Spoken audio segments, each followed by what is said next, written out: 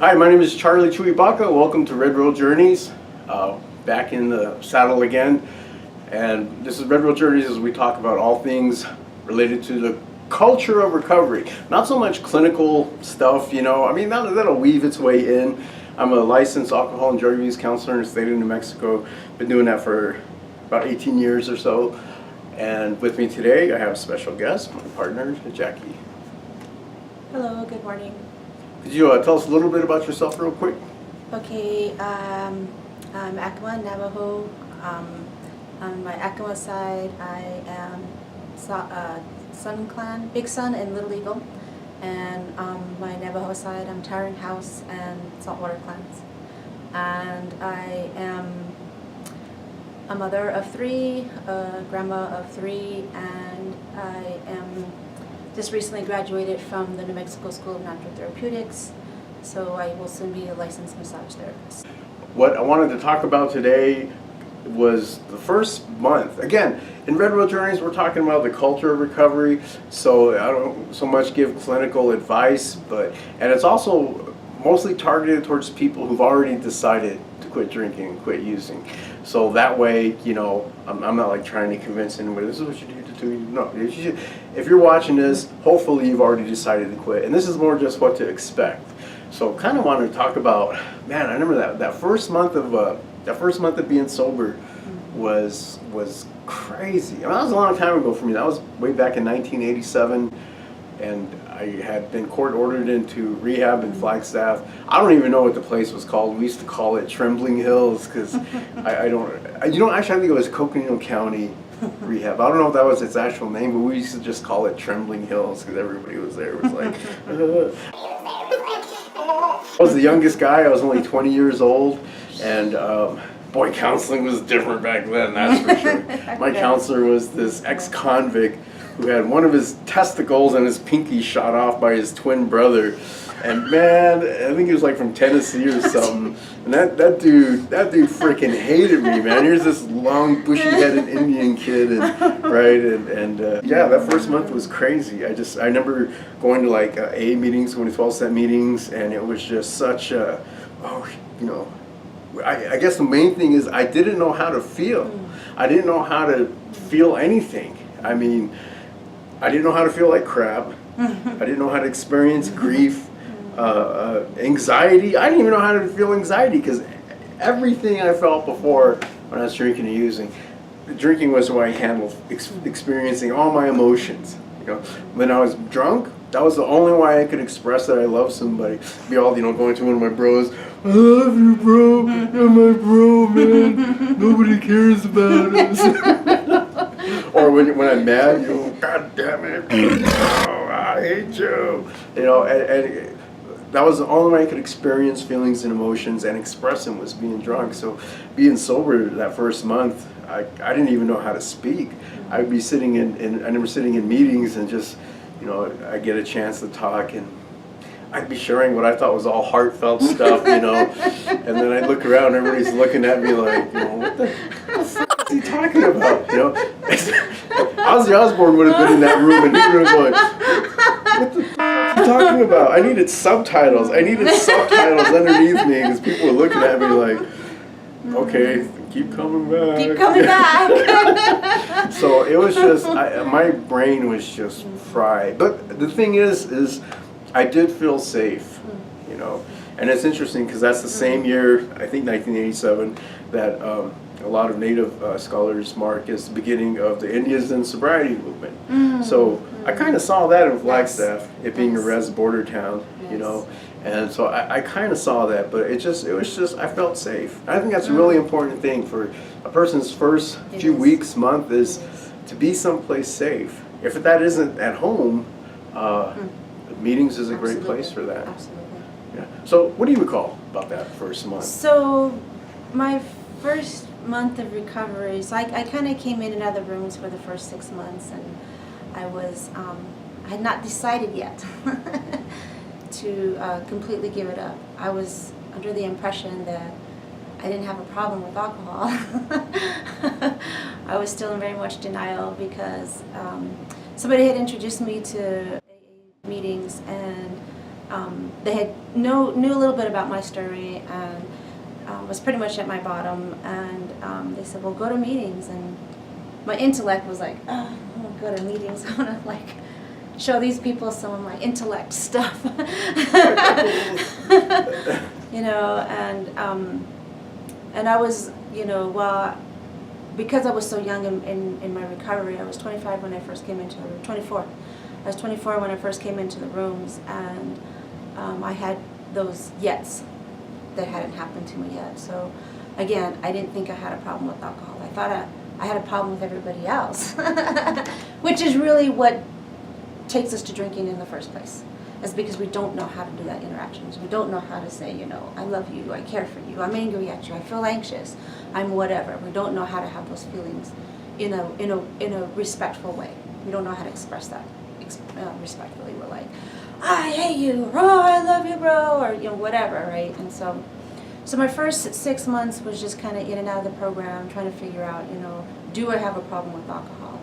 And the more I kept coming back, the more I realized, and the more that I was able to shut up and listen, I was able to realize, yes, I do have a problem with alcohol, because I don't know how to express. Because when I do drink, I get in trouble. And when I do drink, I don't know how to just like have a sip on New Year's Eve. I don't know how to like just have a sip of champagne and like put the glass down. I'm the kind of alcoholic that will drink and get drunk.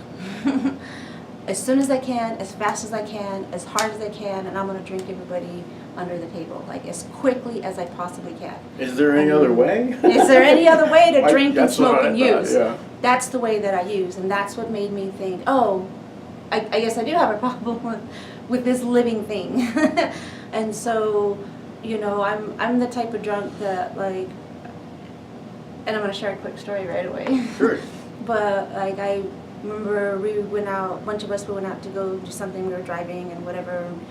We did our thing, then we were driving back, and then on our way back we picked up some, I don't even remember what now we drank. We drank something.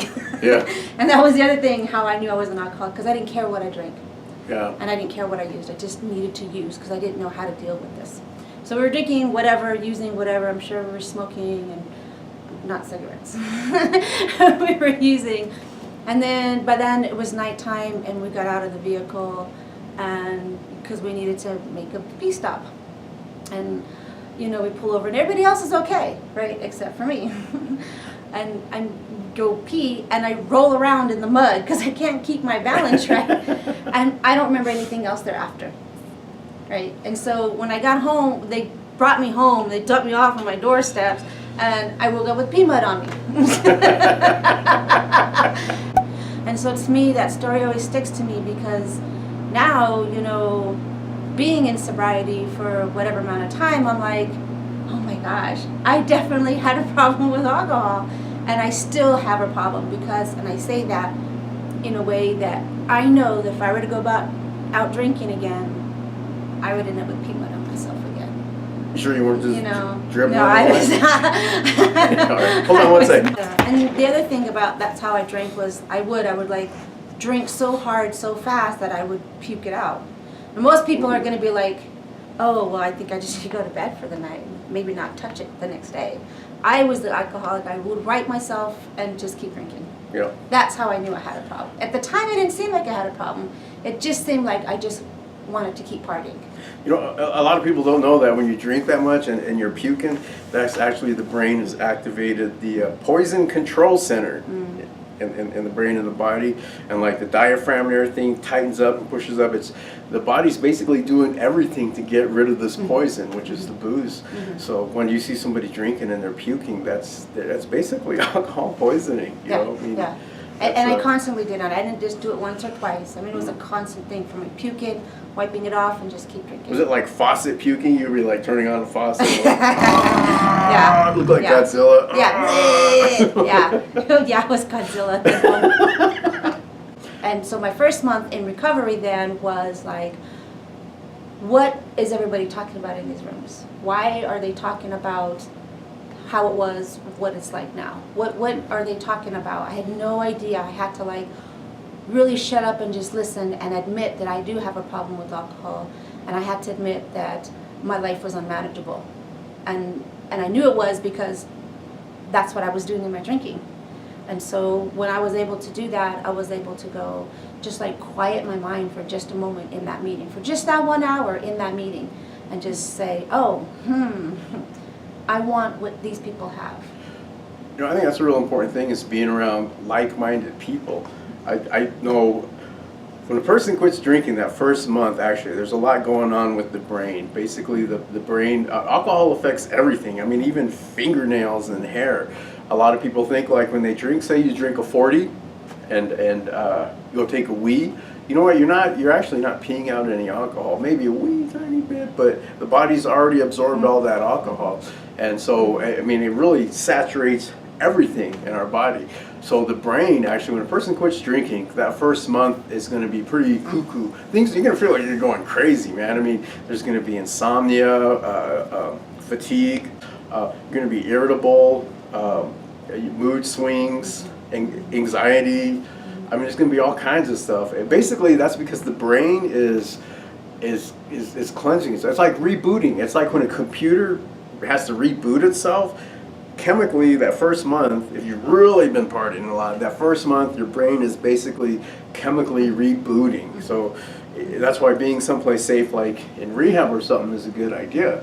If you can't, if you're still around the same environment you used to drink, that's why going to meetings is such a crucial part. But it was just such a huge, like we were talking about earlier, a huge culture shock.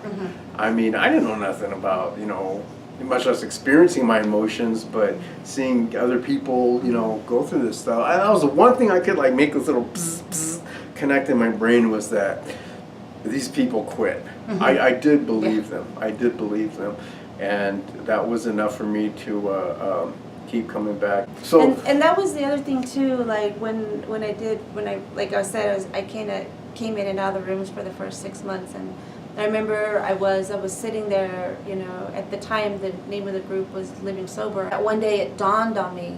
I'd been in there for a while, but that one day it clicked in me, that bzz, bzz moment that clicked in me, it's living sober. And I had to really think about that, living. This is what people are doing in their sobriety, they're living. And I didn't realize what a concept that was, because before, when I drank, it didn't just start when I was drinking, and it started when in my family drinking. And so it could be a Tuesday, it's 3 o'clock in the morning, and people are partying it up hard. yeah. So it you know, that's to me what living was about. And it wasn't about living, it was just like just dying. And so like how do I move from all of that craziness, and I love my parents dearly, and I don't mean any disrespect, but how do I move from all of that craziness into living sober? So to me, it was a total transition of like not just who I am and my identity, but how it is that I relate to the world without having to use. And how do I do that? And the only way that I knew how to do that was by what people were doing in those rooms, and that was getting a sponsor, working the steps as best as I could at that time. And I had no idea I'd be still working on them for the rest of my life, which is a really awesome thing, and that's why I love this program. Like, you could be in this program. In December of last year, 17, I celebrated 22 years, and I'm still working the program the best that I can in this time, in this moment. And that's why I love this program, because it allows us to do that. It's not just one-time deal and then you're done, you're cured. I mean, I heard somebody in the room, once a pickle, always a pickle. Yeah.